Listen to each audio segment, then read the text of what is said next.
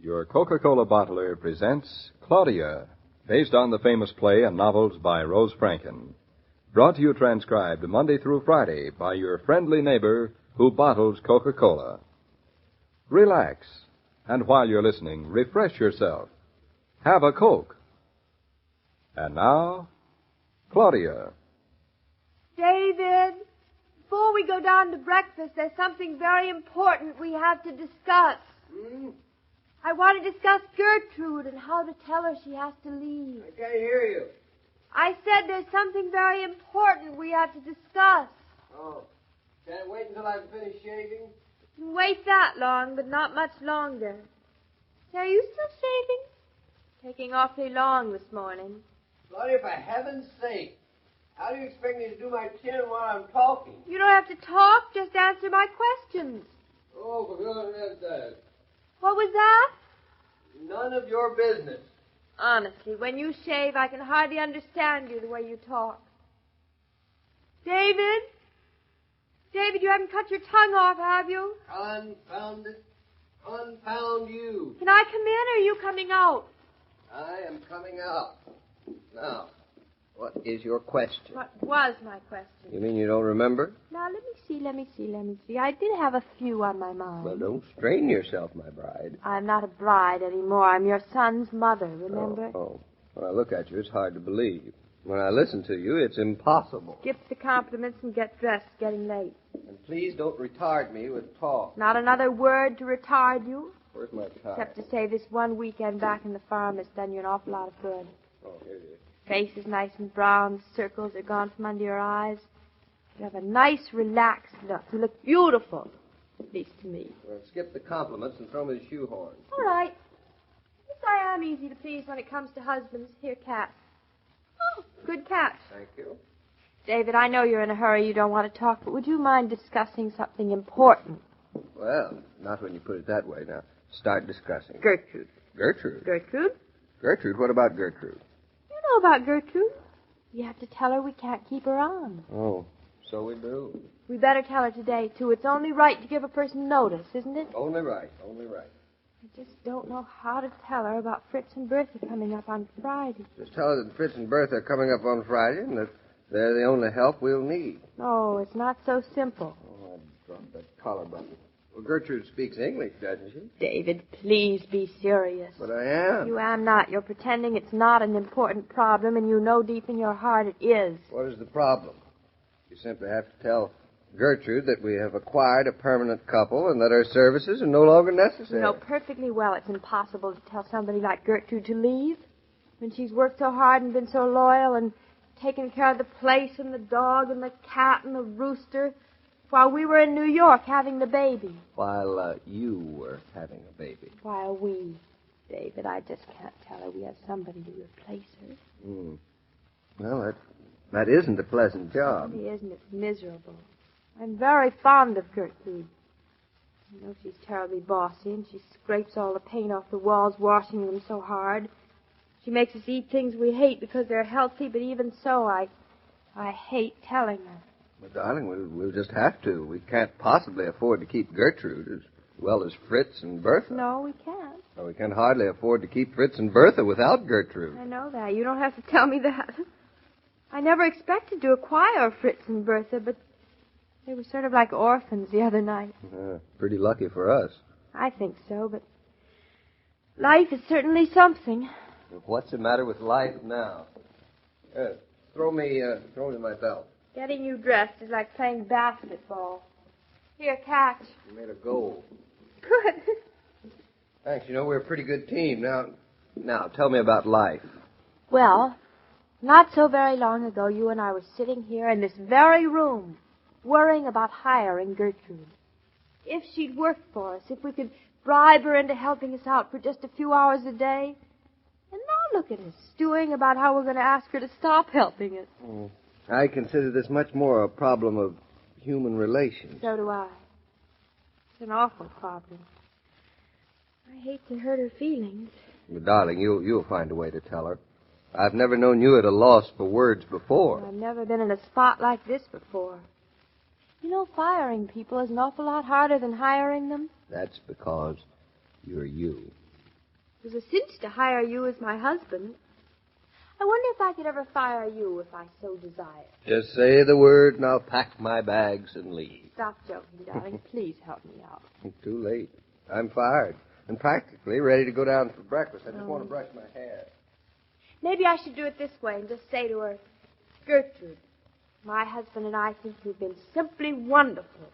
We think you've worked much too hard and you ought to take yourself a vacation. So here's $10,000 to go on a little trip to Europe. Why, you're generous this morning. Only we don't have $10,000. We don't? No, if we we keep Gertrude and Fritz and Bertha, we never will have. So maybe I should say, Gertrude, Mr. Naughton, and I are broke, stony, cold, broke. Stony. We'd love to keep you on, but we simply can't afford it. Right. The baby's going to do the housework instead. Oh, great. Except she'll find out Fritz and Bertha up here, and then our goose is cooked. We could introduce them as relatives. I don't think Fritz and Bertha would be flattered. No, I guess they wouldn't. Oh, if only I could find a decent reason, like she breaks too many dishes or she doesn't work hard enough. Or... Oh, well, I guess I'll just simply have to tell her the whole story. Oh, well, I guess you just simply have to. Oh, shut up. I wish you didn't have to catch that train this morning. I wish you could hang around and give me some mental support. Mental support isn't what you need. It isn't? What you need is this.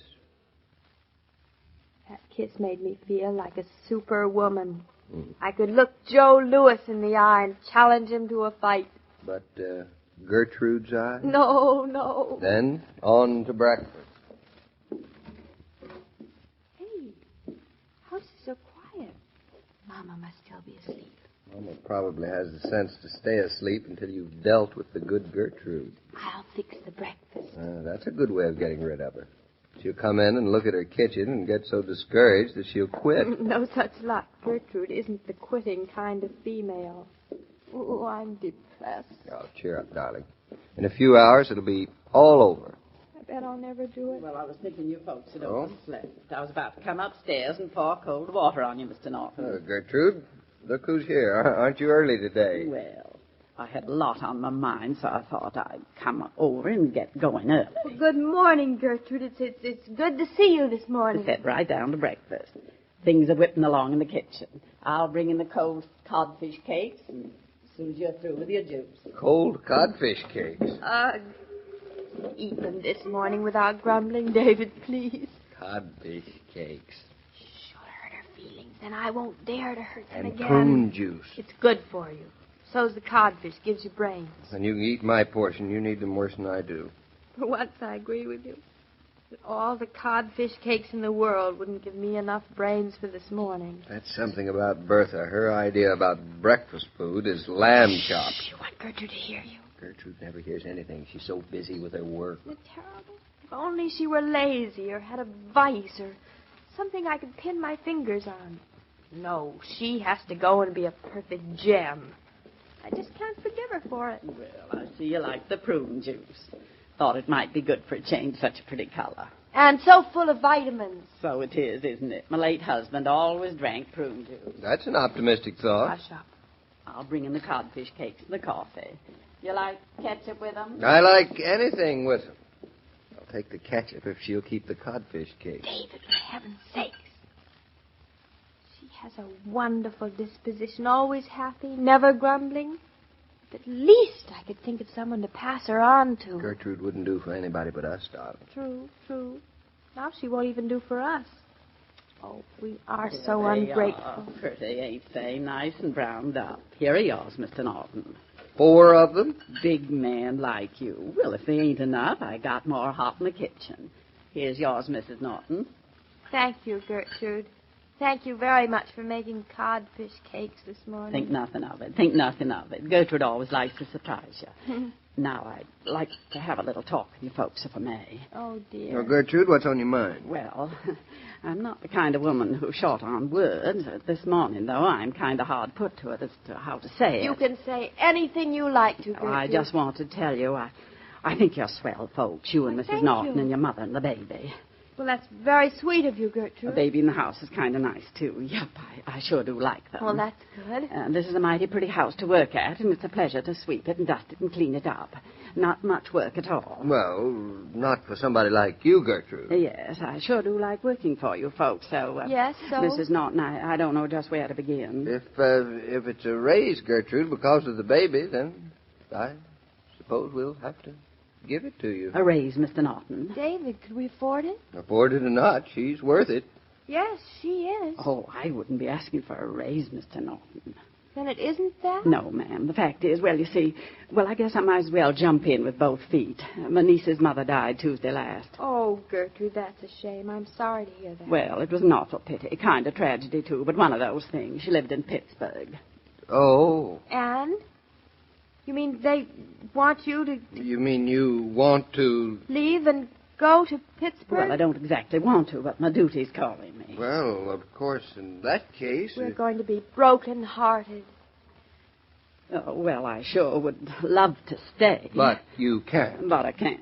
And a person can only do what they can do, can't they? What's that again? Oh, Gertrude, it's an awful shame you have to go. But don't you worry about us. We'll manage. I sure do. Thank you folks for being so nice, not acting put out at all. Well, this isn't the sort of thing that would put us out, not today. Well, I'm relieved to hear it. I sure didn't look forward to having to tell you this morning, but I said to myself, Gertrude, come straight out with it. Get it off your chest. The Naughton's will understand. You flatter us, Gertrude.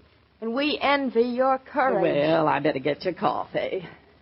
You don't want to miss that train, Mr. Naughton. Oh, life is queer, ain't it, the way it decides things for you. Yeah, life sure is queer. Which goes to show you, half the time we worry, it's for nothing. You know, David, it makes me think. Life has a way of sort of working out everything, all by itself. And working it out fine. Better even than I could. Now, to eat these divine codfish cakes. Pass the ketchup, Mrs. Naughton. Pass the ketchup. With the children at home, summer lunches aren't just a pick-up snack from the refrigerator. You have to plan ahead a bit. Here's one plan that makes lunch fun for the whole family. Spread a picnic meal on the porch or in the garden. You'll have a real picnic atmosphere if you include ice-cold Coca-Cola. It's so simple. No glasses to wash, no fuss or bother. Just open the welcome bottles, hand them round, and everyone will lunch refreshed. Yeah, Mr. King, I sure am sorry to leave the Naughton's. It's mutual, Gertrude, mutual, believe me. Maybe I could come back and visit sometime. Oh, that would be real nice. Of course, we'll keep in touch through my friend Elvira Cook. Elvira Cook. She's the mail woman, isn't she? Yes, she is, and a right good one. Oh, we've all met Elvira, and as a matter of fact, we'll be seeing her when she comes around tomorrow. You don't say. Well, I'll be here. Well, that's good, because to Claudia's dismay, she'll bring, since you'll be here, you'll find out tomorrow. So long, Gertrude.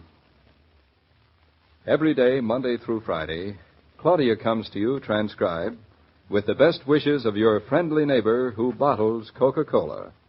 So listen again tomorrow at the same time. And now this is Joe King saying au revoir. And remember, whoever you are, whatever you do, wherever you may be, when you think of refreshment, think of Coca-Cola. For Coca-Cola makes any pause the pause that refreshes. And ice-cold Coca-Cola is everywhere. These broadcasts are adapted for radio by Manya Starr, and the entire production is supervised and directed by William Brown Meloney. And now, here's a word from your friendly neighbor who bottles Coca-Cola.